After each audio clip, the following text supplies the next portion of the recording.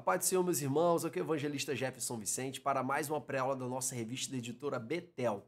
A nossa lição de hoje é a lição de número 5, cujo título é Pietismo, reavivando o coração através da devoção pessoal. Irmãos, nesse nosso encontro de hoje nós vamos falar acerca de mais uma das raízes do movimento pentecostal. Nós sabemos que o movimento pentecostal, ele não surgiu no ar, não é verdade?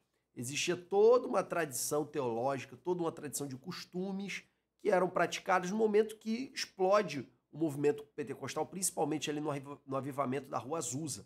No entanto, aqueles irmãos eram batistas, aqueles irmãos eram metodistas, aqueles irmãos tinham uma concepção acerca de igreja e relacionamento com Deus que já estava construída, que foi incrementada com tudo aquilo que eles estudaram e aperfeiçoaram a partir do início do movimento pentecostal.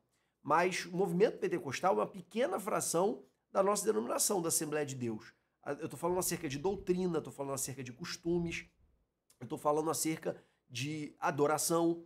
Só para vocês terem uma ideia, se você pegar a nossa harpa, sei lá, quase metade dos nossos hinos são traduções de hinos que os nossos irmãos que fundaram a Assembleia de Deus, Daniel Berg e Gunnar Vingre, bem como os outros irmãos da Suécia que vieram aqui após eles e deram continuidade à Convenção Geral das Assembleias de Deus, eles traduziram diversos louvores que eram louvados já nos Estados Unidos, na Inglaterra, que eram louvados lá na Suécia. Inclusive tem um hino da harpa que ele é com a melodia do hino da bandeira inglesa, do hino da Inglaterra.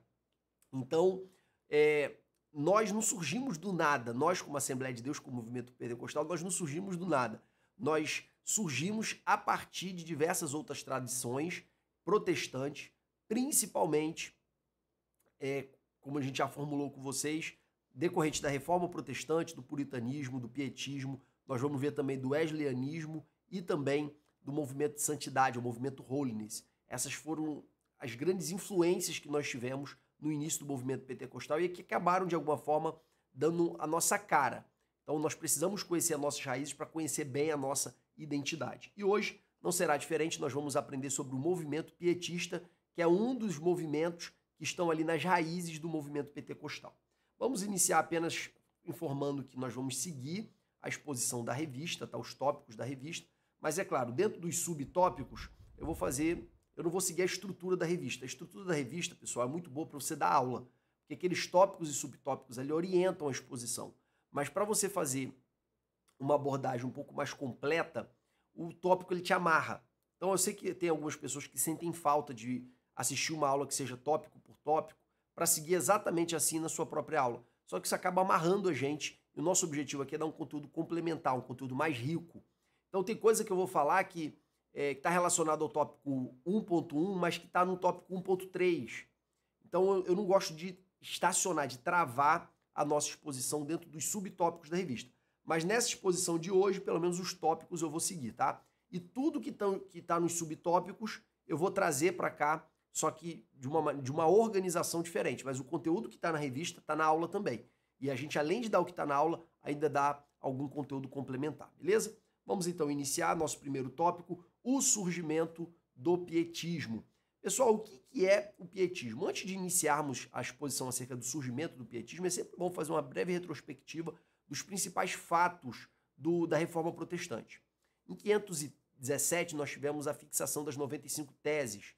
Em 1521, tivemos a Dieta de Worms, em que Lutero se recusa expressamente a se retratar das suas teses.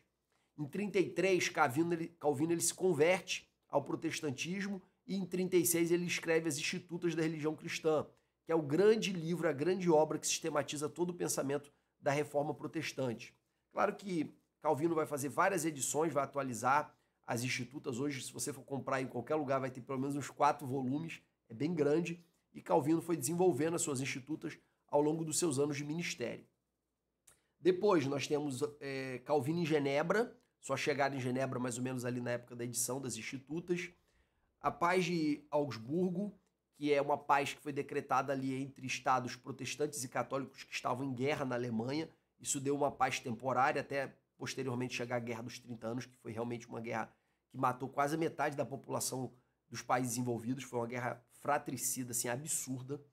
Depois o Concílio de Trento, que foi mais ou menos o concílio que deu o tom da Contra-Reforma Católica a própria Igreja Católica se reformou, ela viu que realmente precisava corrigir vários dos seus equívocos, no entanto, manteve vários outros equívocos doutrinários e na verdade, no Concílio de Trento, ela reafirmou esses equívocos, de modo que eles permanecem até hoje, como, por exemplo, a doutrina do purgatório, os livros da Bíblia, do Antigo Testamento, que antes não tinha assim, um cânon absolutamente fechado, mas Lutero ele procurou seguir o cânon definido pelos próprios judeus, pelo menos no tocante ao Antigo Testamento.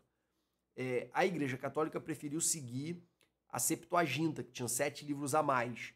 Mas os judeus, no Concílio de Jamnia, ali por volta do 2º século, eles definiram o que seria para eles aqueles livros que seriam considerados inspirados, que serviriam como base do judaísmo que estava em vigor naquele momento e o judaísmo posterior. E Lutero meio que seguiu o que os judeus propuseram. Ele preferiu seguir os judeus do que seguir a Septuaginta, que já foi produzida num período muito recente, já próximo ali de Jesus. Então ele preferiu seguir o que os judeus escolheram como sendo um livro do Antigo Testamento. Tá? O Concílio de Trento, então, definiu qual seria o cânon católico, reforçou algumas doutrinas como a infalibilidade papal e tantas outras que estão em vigor até os dias de hoje. Depois nós tivemos a morte de Calvino em 64, a Guerra dos 30 Anos, que foi de 1618 a 1648, foi uma guerra fratricida, como eu disse, que matou quase metade da população dos países que se envolveram nesse conflito, foi praticamente quase todos os países ali da Europa Ocidental. Nós tivemos, por fim, a Paz de Westfália, que é uma paz decretada que basicamente consolidou uma certa liberdade de religião, de que cada estado poderia ter sua religião, e depois disso nós não tivemos nenhuma grande guerra religiosa. Eu estou colocando essas datas para vocês para mostrar que entre as 95 teses e a Paz de Westfália passaram-se quase 1,5 século. Gente, isso é muito tempo. É só você raciocinar como é que estava o mundo há 1 século e há 130 anos atrás. É uma diferença assim absurda. Tá? Para pensar, estamos falando ali do final do século XIX, 1900, 1800 e pouco. Então é um período muito distante de nós, uma sociedade completamente diferente, e não era diferente naquela época. Então esse período ali de 130 anos foi um período em que a reforma protestante iniciada por Lutero se consolidou, a doutrina protestante se consolidou. E a partir da Paz de Westfália, esses conflitos que existiam entre estados católicos e protestantes arrefeceu. Até porque ninguém queria mais passar por um conflito que destruísse a população como aconteceu com aquele, tá? Como a Guerra dos 30 Anos. E é nesse contexto, pós-Guerra de 30 Anos, que surge o pietismo. Tá? É nesse pós-Guerra dos 30 Anos, já com a doutrina luterana consolidada na Alemanha. Só que essa doutrina luterana ela foi um grande avanço em relação ao que a igreja vivia antes de Lutero. Ela foi um grande avanço. Só que ela se limitou a ser uma reforma doutrinária apenas. Então a preocupação dela era se livrar das heresias, dos desvios doutrinários católicos, mas não se preocupou em aprofundar essa reforma para trazer uma efetiva transformação na vida prática dos crentes. Então o pietismo ele surge como um movimento que tinha essa preocupação de completar a reforma protestante, para levar a reforma protestante não apenas para a doutrina e para as instituições religiosas e políticas, no sentido de governo da igreja, mas também para a vida prática, para a vida diária de cada crente. Até porque vários costumes católicos já haviam sido mantidos, como, por exemplo, o batismo dos infantes, o batismo das crianças. Depois, na fase de adolescência, início ali da adolescência, era feito a crisma, ou a confirmação, em que a criança aprendia as doutrinas através do estudo do catecismo, e após aprender as doutrinas, ela confirmava que cria em todas essas doutrinas. Então, ela era confirmada dentro da fé luterana, tal qual acontecia no catolicismo. Então, esse costume de batismo de crianças mais confirmação foi mantida. É claro que na doutrina luterana, a salvação era exclusivamente pela fé. Não existia essa concepção católica do ato, do sacramento, ele tem uma eficácia ex operate operato, ou seja, uma eficácia em si mesmo. Não existia essa ideia. A ideia era de que a salvação era pela fé.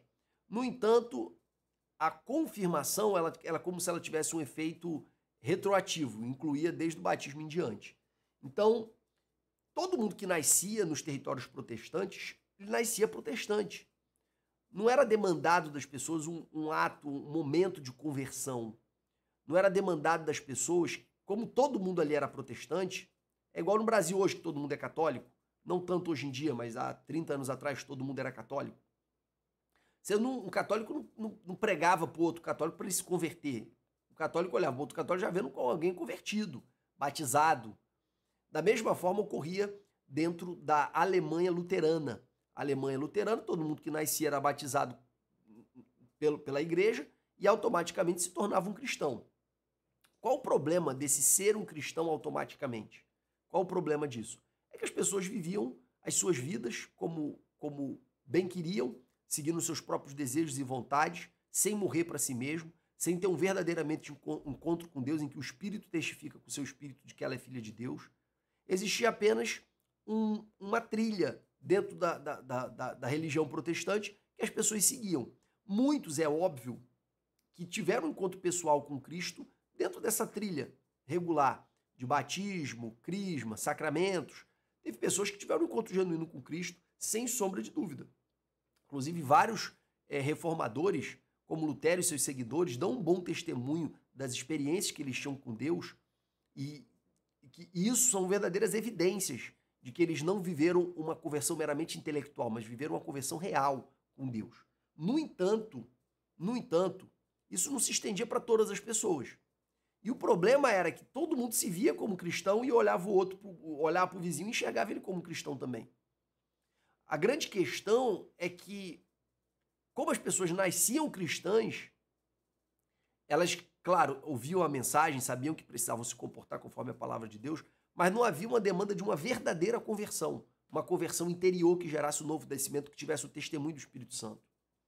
Então, por causa disso, como eu disse, surge o movimento pietista como um movimento que buscava lutar ou protestar contra essa frieza intelectual que acabou se tornando o luteranismo corrente naqueles dias, que era uma religião popular, uma religião de Estado, que todo mundo que nascia no Estado protestante era protestante, e que não se preocupava tanto com a vida devocional, a vida pessoal das pessoas com Deus. Então o pietismo ele surge nesse contexto, tá? E ele não buscava excluir os dogmas levantados pela Reforma Protestante. Os pietistas eles não eram contra a doutrina luterana, eles não eram contra a doutrina reformada, eles não eram contra as doutrinas protestantes em geral, eles não se colocavam contra. O que eles diziam é, estamos dando a ênfase para o que é menos importante e negligenciando o que realmente importa, que é a vida íntima do homem com Deus. E a partir disso, que surge o pietismo com um homem chamado Philipp Jacob Spener. É claro que esse nome está abrasileirado, tá? Mas o final não está abrasileirado, não. O Spener é realmente o nome dele tal qual a escrita original. E ele escreve um livro, Pia Desideria, ou Desejos Piedosos, em 1670, logo alguns anos depois aí do fim da Guerra dos 30 Anos. E ele escreve esse livro para tentar trazer o povo alemão, o povo luterano, de volta para uma vida devocional com Deus, uma vida de santidade, uma vida de comprometimento íntimo com o Senhor. E não apenas uma vida de seguir uma trilha, um procedimento dentro da religião protestante. O desafio apontado por Spener é o desafio de uma pessoa ter uma vida de intimidade com Deus e não apenas uma vida de ter uma religião protestante ou religião cristã. Então, a partir desse livro, o movimento pietista começou a se espalhar não somente na Alemanha, mas também nos países escandinavos e depois, conforme nós veremos, foi exportado para várias partes do mundo. E uma coisa interessante é que o termo pietismo ele era utilizado de maneira pejorativa pelos inimigos dos pietistas, que era como se hoje em dia você chamasse alguém de beato. Ah, fulano é muito beato. Ou seja, fulano se acha o santarrão. O termo pietista foi usado com esse tom pejorativo, como o termo puritano também foi usado em tom pejorativo, como o termo cristão lá no início da igreja primitiva também foi usado como termo pejorativo. Por quê, irmãos? Porque todo mundo que tiver realmente comprometido em viver a santidade vai ser julgado pelo mundo. Todos aqueles que quiserem viver piamente, como diz a palavra de Deus, padecerão perseguições. Pedro disse isso. E o que é uma vida pia? É uma vida contrária de uma vida ímpia. O ímpio é aquele que vive em desconformidade com o padrão de Deus e com a devoção de um servo e um filho de Deus. Já um pio, que é diferente do ímpio, o pio, ele é uma pessoa que vive conforme a vontade de Deus. Ele tem uma vida piedosa. O problema é que a gente transformou a palavra piedosa, muito associado com a palavra piedade, que tem um sinônimo ali de misericórdia, tá? Mas a palavra piedade, ou a vida piedosa, tem um sentido muito mais amplo do que ser apenas misericordioso. Tem a ver com a vida de devoção a Deus e de comprometimento moral, de santidade diante de Deus. Beleza? Então isso é uma vida piedosa. Então essa ênfase pietista era uma ênfase não para ofuscar a ortodoxia, mas sim para agregar à ortodoxia a ortopraxia, que é uma vida baseada nas escrituras, e a ortopatia, que são sentimentos governados pelas escrituras, ou uma vida de devoção pessoal. Não fosse apenas uma vida que seguisse uma trilha religiosa, mas que a pessoa realmente tivesse uma vida de devoção pessoal com Deus. Então a ortodoxia continuou sendo importante. No entanto, ela sozinha era muito criticada pelos pietistas. A preocupação da igreja em ter uma doutrina reta e ficar debatendo com os reformados e ficar se envolvendo em discussões acadêmicas, teológicas, que remontam à época escolástica, isso aí é prejudicial a uma vida realmente piedosa diante de Deus. Porque uma vida piedosa vai ser baseada na sã doutrina? Vai. No entanto, vai além. Além de ser baseada na sã doutrina, também será uma vida que tem a prática da sã doutrina no dia a dia e que tem sentimentos governados pela sã doutrina de modo a tornar essa pessoa um adorador, uma pessoa que tem uma vida de devoção diante de Deus. Então, foi mais um acréscimo do que um combate. Tá? O objetivo do movimento pietista não era combater a doutrina que estava posta, e sim agregar a ela outros elementos que eram de suma importância para a vida genuína de uma pessoa diante de Deus. Depois, vamos destacar aqui para vocês as ênfases teológicas. Eu já acabei falando de várias delas, mas eu vou destacar para vocês agora as ênfases teológicas do movimento pietista. O primeiro é o sacerdócio universal de todos os santos, que é uma tese que já estava muito presente nos primórdios da Reforma Protestante. Lutero já defendia essa tese, Calvino também, Zwinglio também. Era uma tese muito forte dentro do protestantismo, porque no catolicismo existia uma divisão muito rígida entre os leigos e o clero. E o clero, ele tinha autoridade para ministrar os sacramentos, porque eles foram ordenados pela Igreja Católica. E por causa disso, só eles podiam praticar alguns atos que estavam na Bíblia. E a Reforma Protestante veio se opor a essa tese, dizendo que Deus veio fundar um reino sacerdotal, um reino de sacerdotes. E por causa disso, como ele veio nos constituir como reis e sacerdotes, todo salvo é um sacerdote. Todo salvo é um ministro. Todo salvo pode, por exemplo, perdoar os pecados uns dos outros e orar uns pelos outros para que eles sejam sarados. Não é necessário apenas chamar um sacerdote ordenado da Igreja Católica para impetrar uma extrema-unção no final da vida da pessoa. Então, essa teologia do sacerdócio universal dos santos, que estava muito presente nos primórdios da Reforma, foi se enfraquecendo no decorrer dos anos. E a divisão entre leigos e clérigos, leigos e sacerdotes, começou a se intensificar, não apenas no plano teórico, porque no plano teórico, essa ideia do sacerdócio universal de todos os santos ainda era muito forte. Ela se intensificou no sentido prático, porque o clero passou a ser profissionalizado, passou a ser exigido do clero uma alta formação em teologia, como era nos tempos católicos. Então, apesar da doutrina do sacerdócio universal dos santos estar dentro da doutrina protestante, na prática isso não era verificado. E o Spener, melhor dizendo, acho que a pronúncia certa é Spener, o Spener, ele tinha essa preocupação de que a igreja vivesse essa vida devocional, esse sacerdócio universal, na prática. É por isso que quando ele estava ali em Frankfurt, além de pregar os domingos na sua capela, ele também estimulava os irmãos a terem encontros de comunhão para depois se aprofundar no estudo da palavra. Ele entendia que esse encontro dos irmãos era um cumprimento fundamental para que todos pudessem exercer o sacerdócio. Nada mais é do que a ideia de pequenos grupos, que busca gerar mais comunhão, mais intimidade, mais aprofundamento no estudo da palavra de Deus. Então, irmãos, a ideia do sacerdócio universal, ela já estava presente nos primórdios da Reforma, mas ela foi se perdendo na prática da Igreja Reformada, na prática da Igreja Luterana. Ela foi se perdendo em termos práticos. No entanto, o pietismo ele busca resgatar isso na prática. Para nós, isso não parece nenhuma novidade, porque na cultura assembleana, o diácono vai lá dirigir ponto de pregação, os irmãos são estimulados a fazerem visita, a orar pelos enfermos. A vida pentecostal é uma vida tão influenciada pelo pietismo que parece que tudo que está aqui não vai ser nenhuma novidade para a gente. E de fato não é. Mas a gente não tem que comparar o pietismo com a nossa prática, com a nossa realidade. A gente tem que comparar o pietismo com a igreja que existia na época que o pietismo surgiu, tá bom? Então, para a gente isso aqui também é muito vivo ainda, apesar de que cada vez mais nós temos visto um destacamento das nossas lideranças em relação aos leigos. Nós temos visto uma separação cada vez maior. No entanto, é corrente entre nós a doutrina do sacerdócio universal de todos os santos. Continuando, eles também tinham esses pequenos grupos que eles realizavam, chamados de colégios de piedade, tá? Que é muito parecido com o que nós temos hoje na Assembleia, chamado de Escola Bíblica Dominical. E nas igrejas que trabalham com célula, de célula, ou pequeno grupo, enfim. Tá? São grupos menores em que as pessoas têm mais liberdade para interagir no estudo da palavra de Deus.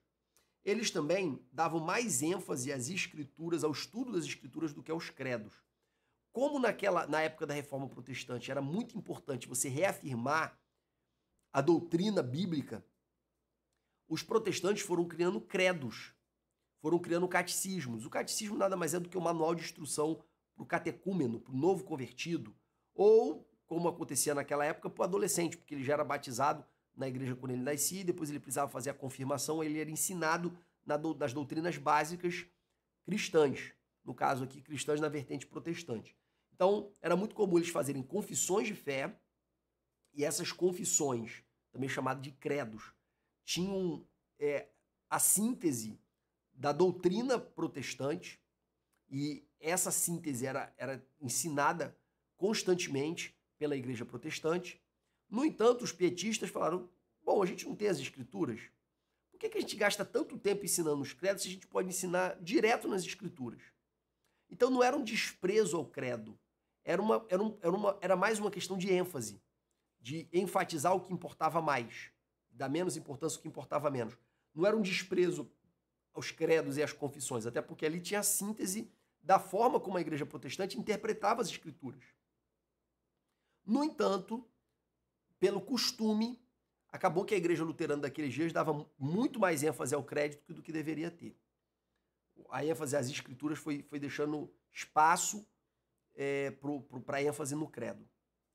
Isso é muito comum também na Assembleia de Deus, a gente não tem nenhum credo, acho que dentro de Madureira. A Convenção Geral publicou uma confissão de fé, mas acho que em Madureira a gente nem tem uma confissão de fé, e se tem eu não conheço. Tá? Inclusive, se alguém souber, bota o link aqui para eu pesquisar. Simplificação da pregação. Assim como os puritanos faziam questão de que o povo, os leigos, aprendessem a palavra de Deus, e por causa disso enfatizavam que a pregação precisava ser simples, os pietistas davam a mesma ênfase, tá? Cobrando que os pregadores pregassem de maneira simples. Tá? Algo que é muito comum também na Assembleia de Deus, apesar de que a gente vê muitos pregadores querendo citar grego, hebraico, aramaico e falando um monte de bobagem. A pregação precisa ser simples, irmãos, simples. O recurso de citar fontes, de citar o original, ele só deve ser utilizado quando a citação for absolutamente indispensável. Por exemplo, quando o sentido da palavra em português comprometer demais a interpretação do texto original. Como, por exemplo, quando eu estou pregando sobre fé, a palavra fé no grego é pistis, ela pode significar tanto fé no sentido de confiar em Deus, como também no sentido de fidelidade a Deus. Então, às vezes, é necessário voltar no grego para mostrar que no grego essa palavra tinha dois sentidos, que se aplicam igualmente a nós. Então, raramente um pietista iria fazer uma exposição das línguas originais, porque eles entendiam que a mensagem tinha que ser simples. E, de fato, na Assembleia de Deus, como as pessoas que pregam normalmente não têm formação, as mensagens costumam ser simples. os pregadores, ou outro que gosta de dar uma sofisticação maior, falar com uma certa, um certo exagero na escolha das palavras, tentando dar uma robustez, tentando transmitir uma erudição, o que é uma tremenda bobagem, que o que importa da mensagem é ela ser comunicada, né, irmãos? É claro que às vezes a gente não pode empobrecer demais o vocabulário, senão a gente acaba empobrecendo o sentido do que é aquilo que a gente quer transmitir. Mas a gente tem contextos, né? Numa sala de aula, você pode, às vezes, utilizar expressões um pouco mais difíceis que vão enriquecer a sua exposição. Sempre quando for necessário, nunca desnecessariamente. Sempre quando for necessário, aí você pode utilizar. Mas numa pregação, que você tem um público muito heterogêneo, pessoas com um pouco mais de conhecimento, pessoas que têm um conhecimento praticamente zero, pessoas que estão começando na caminhada, não é recomendável usar um vocabulário muito difícil, usar palavras que não são de uso comum do povo. Outro tema de suma importância, que para nós também é muito básico, que é o tema do novo nascimento e da confirmação do Espírito Santo, testificando com o nosso espírito que nós somos filhos de Deus, esse encontro pessoal. Para a época, isso era um assunto meio que revolucionário, porque a ideia que se tinha é que a pessoa era batizada quando criança e quando ela fazia a confirmação, ela já estava demonstrando ali sua fé. A salvação é pela fé e ela estava demonstrando a sua fé ali no momento da confirmação. Não existia uma preocupação em viver uma experiência de novo nascimento, certo? E o próprio Spinner, ele teve uma experiência assim. Ele foi cristão desde que ele nasceu, mas em algum momento da sua caminhada ele teve uma experiência com Deus, como Lutero teve quando leu que o justo viverá pela fé. E o Spinner enfatizava essa importância de se ter essa experiência, essa certeza de que você nasceu de novo. É claro que o ter a experiência em si não era algo fundamental dentro do pietismo, tá? Era a certeza de ter nascido de novo pelo testemunho do Espírito Santo. Era isso que mais importava para eles. Como eu disse para vocês, algo que é muito comum hoje em dia, mas na época não era. Na época não era. E esse MP aqui, pessoal, é movimento pentecostal, tá? Igual o movimento pentecostal, igual o movimento pentecostal, igual o movimento pentecostal. Quer dizer, isso tudo já está dentro do movimento pentecostal, mas foi trazido para nós por causa da influência pietista. Depois, a ênfase na santificação pessoal. A pregação sobre a santificação sempre esteve na Reforma Protestante, mas a ênfase de viver em santidade, que estava presente também no puritanismo, ela também vai ser encontrada aqui no pietismo. Esse combate à ideia de que só porque você nasceu e foi batizado e fez a confirmação você já é salvo, essa ideia foi muito combatida pelos pietistas. E também a ideia de que o salvo precisa demonstrar a sua salvação não apenas através de um comportamento moral correto, que é a santidade, mas através também de boas obras. Por isso que os pietistas eles criaram escolas, faculdades, orfanatos. Eles eram muito preocupados com a obra social da igreja. Outra observação também é que existe uma acusação muito grande contra o Spinner de que ele pregava heresias, porque o ensinamento dele era excessivamente individualista, subjetivista e emocional. Existia essa acusação contra ele. No entanto, o Spinner, durante todo o seu período de vida, ele foi uma pessoa que sempre prezou pela doutrina. Ele era um estudioso, ele fundou uma universidade. Ele era um estudioso. Ele era signatário dos postulados da Reforma Protestante, ele nunca negou os postulados da Reforma Protestante. Ele só mudou a ênfase. Em vez da ênfase ser ficar debatendo teologia eternamente, amém, vamos se preocupar um pouco menos com o debate teológico, vamos se preocupar mais em viver uma vida em santidade? Essa era a ênfase. Nós temos também, como eu disse, eles fundaram a universidade, ele e seu seguidor mais proeminente, que deu continuidade ao movimento pietista, que foi o Frank, acho que é com R, tá? Acho que faltou aqui um R. O Frank. E essa universidade, a Universidade de Halle, ela se tornou um grande polo de radiador da doutrina pietista, dos ensinamentos pietistas. Eles influenciaram também fortemente o movimento missionário, que até então os protestantes não tinham movimento missionário. Quem tinha movimento missionário naquele momento eram os católicos. E os católicos eles expandiram o seu movimento missionário principalmente através da expansão territorial da Espanha e de Portugal, pelas Américas. Então, os católicos, sempre que seguiam uma caravela, eles procuravam enviar também frades e sacerdotes católicos para estar levando também a fé católica junto. Então, existia toda uma cultura de expansão da fé católica através das expansões marítimas. Já os protestantes eles estavam mais preocupados em se sobreviver na Europa, não é verdade? Até porque eles estavam sendo perseguidos. No entanto, foi com o movimento pietista que começou uma preocupação com missões. Primeiro que não foi o movimento pietista a partir do Spinner e do Frank.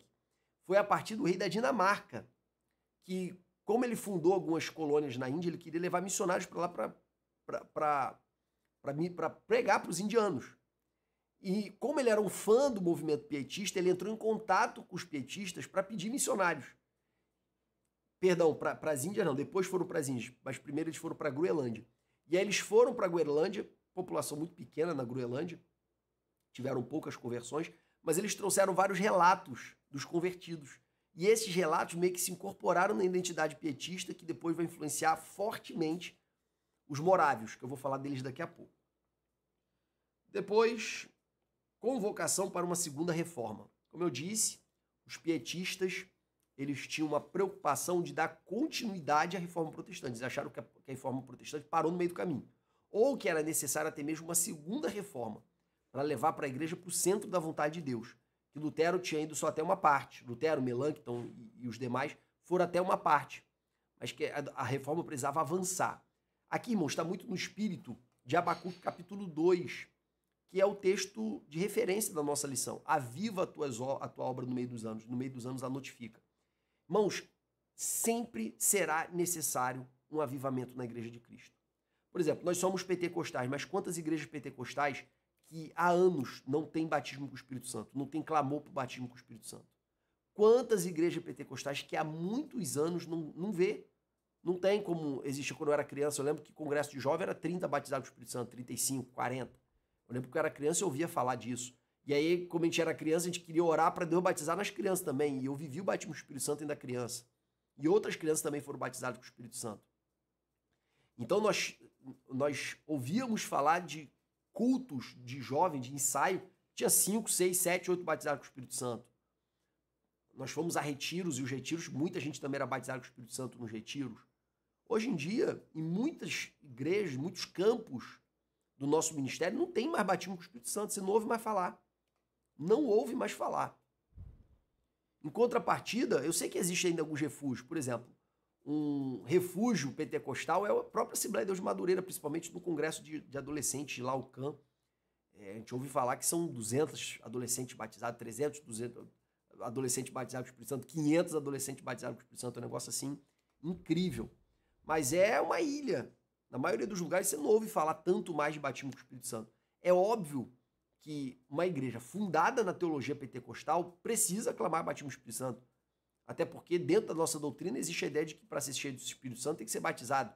E só pode ser obreiro quem é cheio do Espírito Santo. É claro que não existe uma associação direta disso. Em outro momento a gente pode falar sobre isso. Tá? Porque a pessoa pode ficar cheia e depois ficar vazia de novo. Ser cheio no momento não quer dizer que você vai ser cheio para sempre. Tem que renovar a lenha. Tem que renovar a lenha. Não pode deixar o fogo se apagar. No entanto, existe essa concepção que você precisa ser batizado com o Espírito Santo para você ser cheio e você precisa ser cheio para ser obreiro, então só pode ser obreiro, pelo menos diácono para cima, se for batizado com o Espírito Santo. Tem lugar que tá consagrando obreiro já sem essa preocupação. Eu não quero entrar no mérito se é certo ou se é errado, até porque fugiria muito do nosso escopo. Eu só estou querendo dizer para vocês que até mesmo dentro de igrejas pentecostais é necessário ter avivamentos. Essa é minha tese. Essa é minha tese. A igreja sempre vai precisar de avivamento, porque a carne tende ao esfriamento. Então é necessário sempre Deus fazer uma obra nova no nosso meio. E essa ênfase pietista, desse encontro pessoal com Deus, dessa experiência íntima com Deus, ela está na raiz do nosso movimento pentecostal, sem sombra de dúvida. Na verdade, os pentecostais já seguem essa forma de pensar automaticamente, porque são formados nessa escola. Mas existem outros elementos do pietismo que eu quero enfatizar para vocês agora, principalmente o movimento missionário. E esse movimento missionário dentro do pietismo começa com grande força com um homem chamado Conde de Nicolau Louis de von Zinzendorf. O Zinzendorf, irmãos, ele era um conde, ele era um homem poderoso, que tinha muitas terras. E aí o que aconteceu? Em virtude de consequências da Guerra dos 30 Anos, algumas pessoas que eram da Boêmia, lá da região onde John Hus pregou, que era mais especificamente da região da Morávia, ali dentro da Boêmia, eles fugiram para a Alemanha e o conde de Zinzendorf, ele deu abrigo para essas pessoas, permitiu que eles formassem uma comunidade, tá? Eu não sei pronunciar em alemão essa expressão aqui, ó. Herhut, sei lá, um Herhut, que significa o redil do Senhor. Então, eles fundaram essa comunidade por volta do ano 1722, dentro das terras desse homem que era um pietista chamado Zinzendorf. E as pessoas que fundaram eram oriundas da Morávia, por isso foram chamados de irmãos morávios. Só que o que aconteceu? Além do Zinzendorf receber essas pessoas, ele recebeu pessoas de outros locais também que tinham confissões de fé diferentes. E aí, os relatos históricos dizem que eles viviam em conflito entre si. Às vezes o conflito era tal que um ia na porta da capela do outro acusar o outro de heresia. Dentro do protestantismo, era todo mundo protestante, tá? Mas existia uma grande divisão ali entre eles. E o conde de Zinzendorf, ele decidiu, como ele também era juísta, criar um documento em que as pessoas deveriam assinar se comprometendo a somente dar ênfase para o que eles tinham de comum e não dar ênfase pública ao que eles tinham de diferente. E depois disso ele começou a pregar uma série de sermões e isso gerou uma conversão no coração daquelas pessoas. Elas passaram a se amar como elas nunca imaginaram que fossem capazes e aconteceu um verdadeiro avivamento a partir do trabalho do Zinzendorf.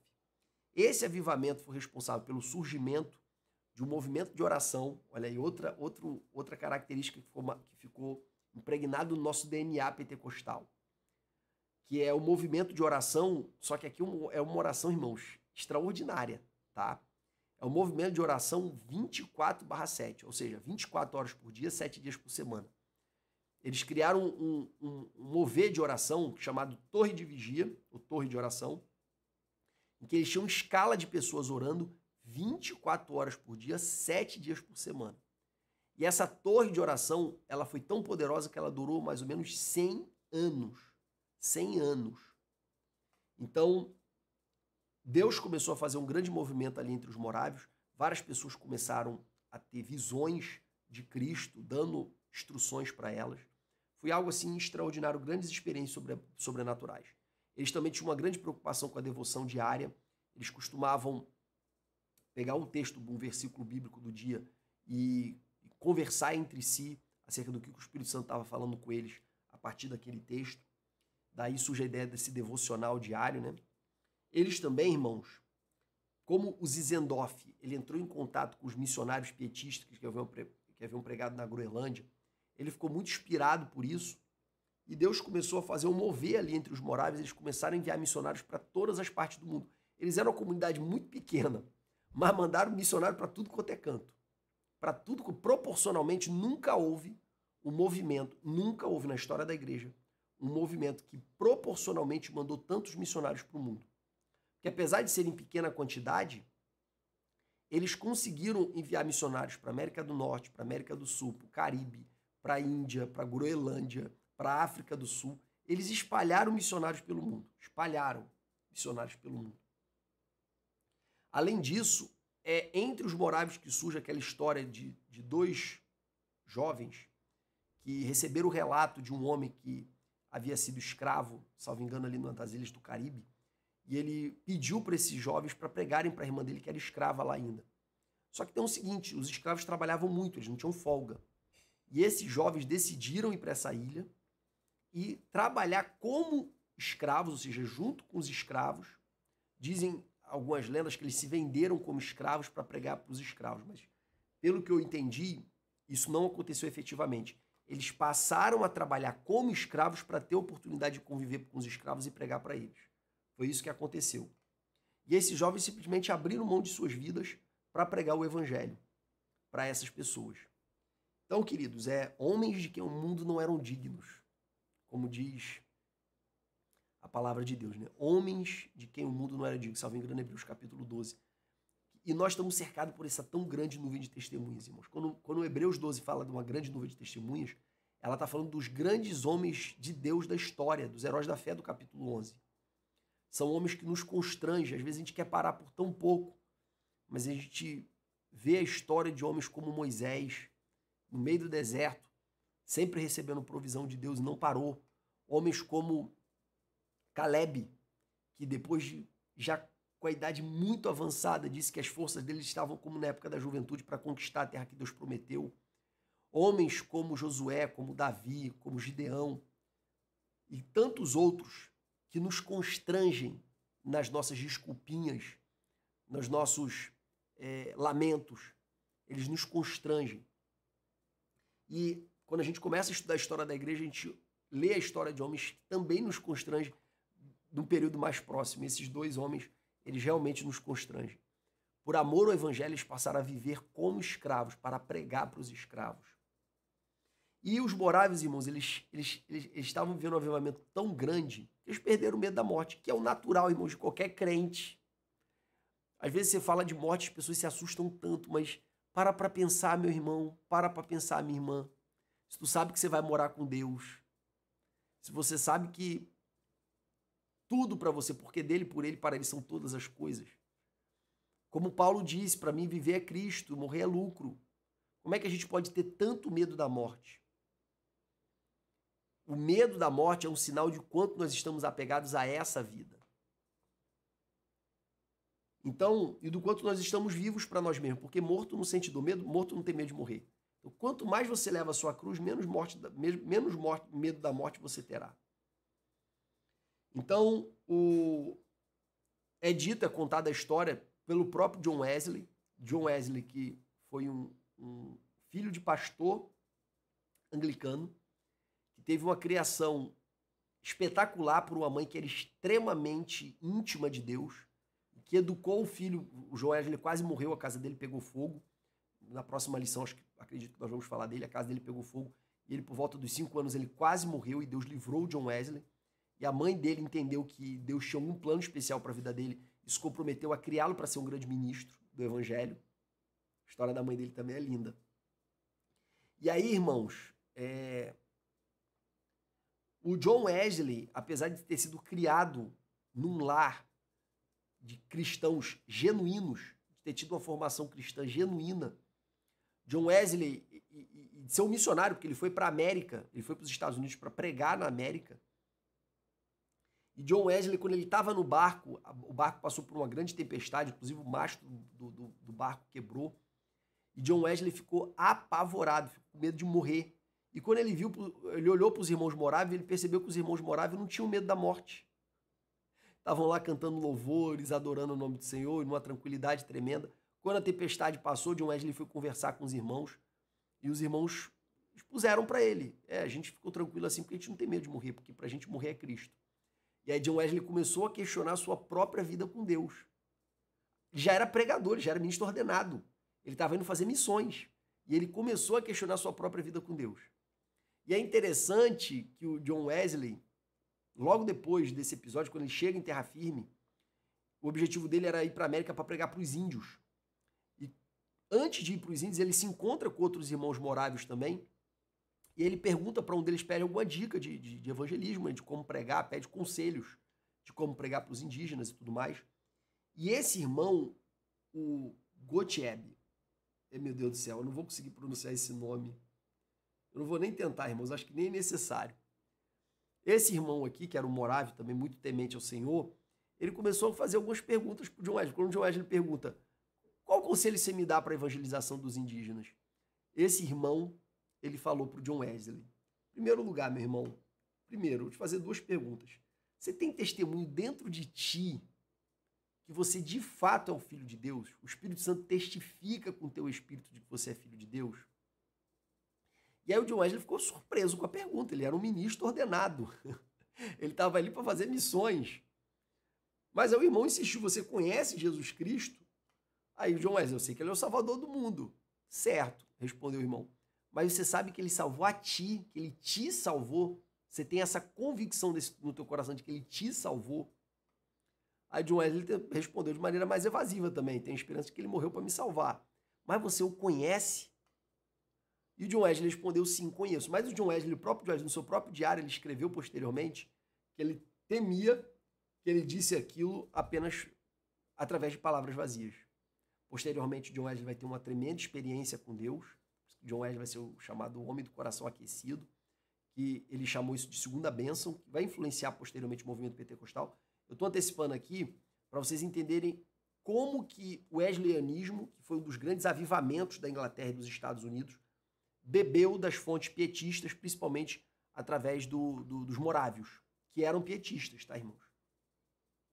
Que eram homens realmente que entendiam acerca de ter essa convicção baseada no testemunho interno do Espírito Santo acerca da salvação. E aí, irmãos, dito isso, vamos para o finalzinho para falar acerca das raízes ou das influências que nós herdamos do movimento pietista. Mas antes disso, eu queria pedir para você que ainda não se inscreveu no canal, se inscreve no canal, faz um comentário aqui embaixo. Se você está assistindo até agora, porque você está gostando do vídeo, eu imagino, faz um comentário aqui embaixo, coloca uma observação, coloca uma informação que você acha que é pertinente acrescentar, faz o comentário que você quiser, isso ajuda no engajamento do vídeo. Outra coisa que eu gostaria de pedir também é que se você pudesse encaminhar esse vídeo para alguém, eu peço que você faça isso também, para ajudar a esse vídeo chegar ao maior número de pessoas possível.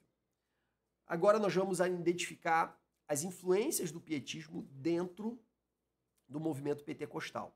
Mas antes ainda também quero agradecer a todos os nossos apoiadores do canal. Você está vendo esses slides? Esses slides ficam disponíveis para todas aquelas pessoas que apoiam o nosso canal do YouTube. Eu disponibilizo tanto em Word como em PDF. Ou seja, se você baixar, você pode fazer alterações, acréscimos, retirar conteúdo. Cada EBD tem o seu tempo de duração e você vai saber qual o tempo mais adequado para a sua EBD.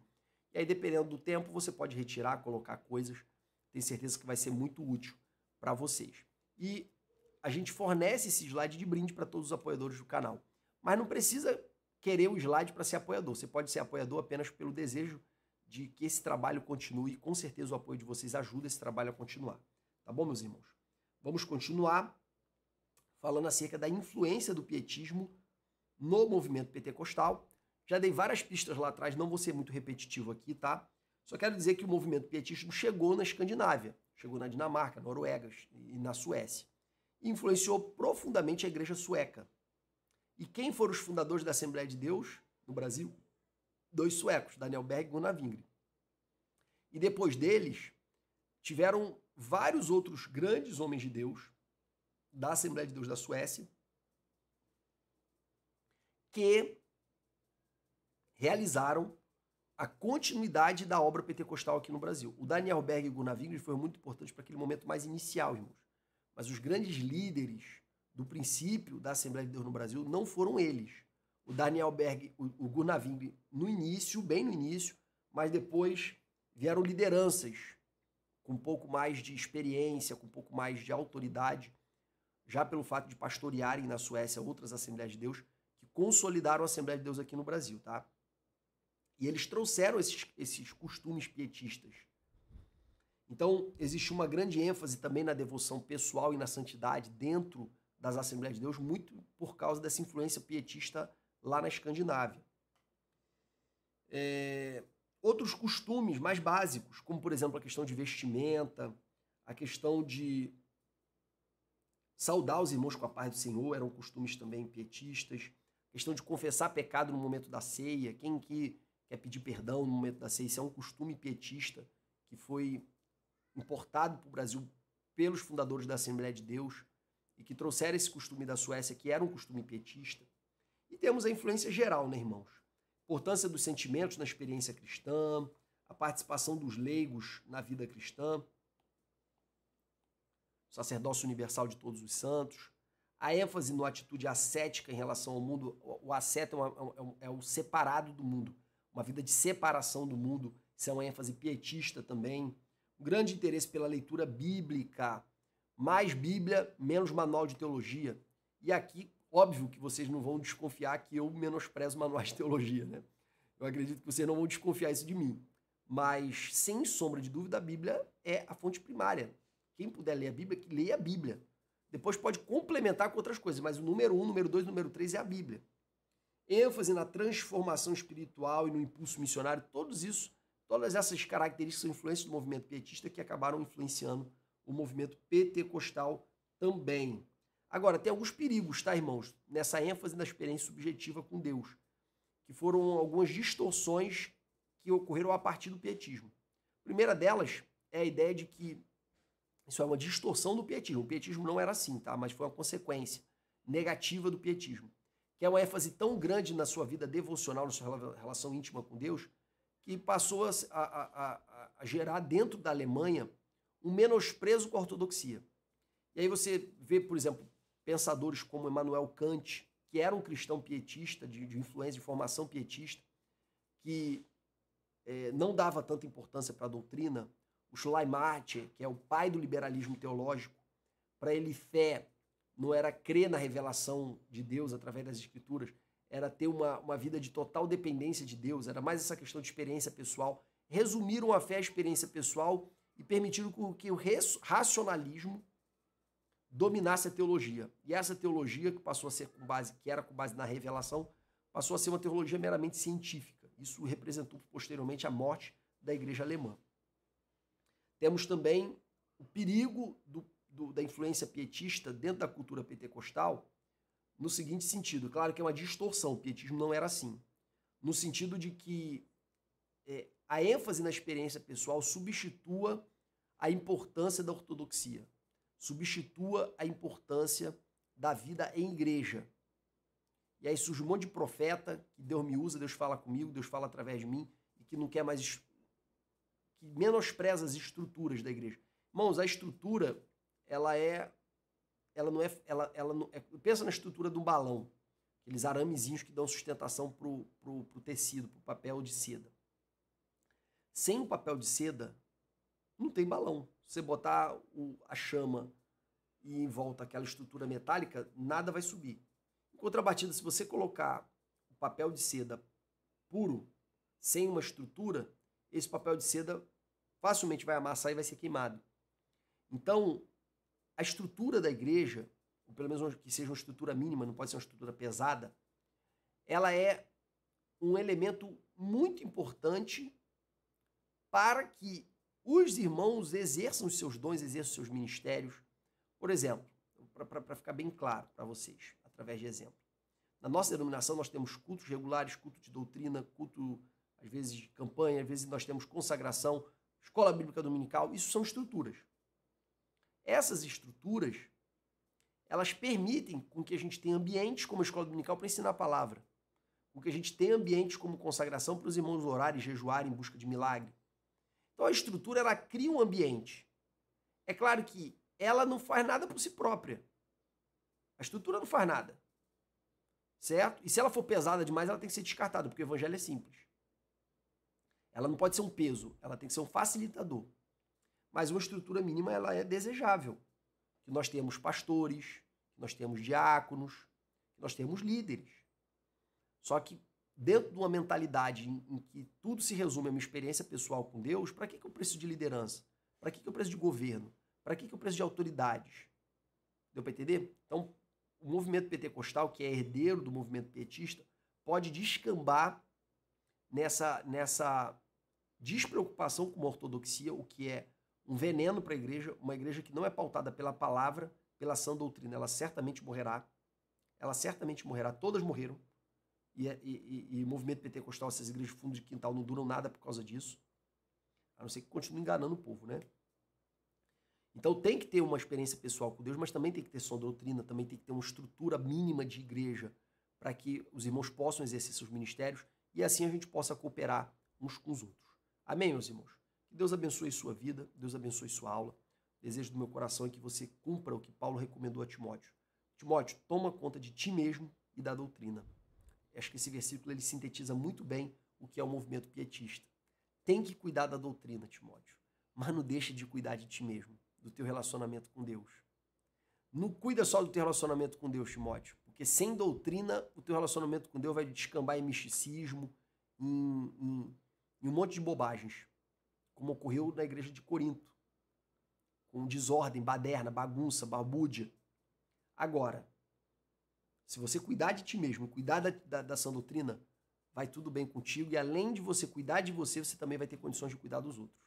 Bem, acho que esse versículo, que é o texto áureo da nossa revista, ele sintetiza muito bem o que é o movimento pietista, que não descuidou da doutrina, mas disse claramente, é importante a doutrina, mas desde que eu também tenha uma vida de devoção pessoal com Deus.